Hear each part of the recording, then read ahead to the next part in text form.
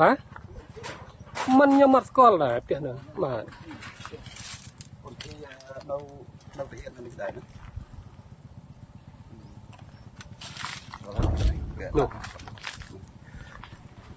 នេះខ្ញុំជាមួយក្រុមប្រឹក្សាក្រុងសំរោងនេះមកមើលពេលស្ងាត់តិចនេះនៅក្នុងបន្ទាយគឺពេលនេះនៅជាប់នឹងនេះបន្ទាយដៅដែលភ្លៀងហ្នឹងបងនៅក្នុងនេះគឺបាទ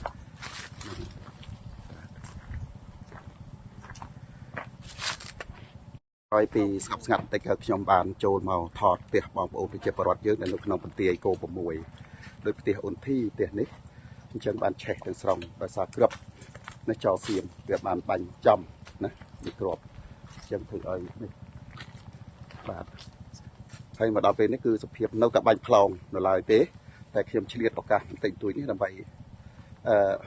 មកមើលដើម្បីថតយកសកម្មភាពជូនថ្នាក់ដឹកនាំ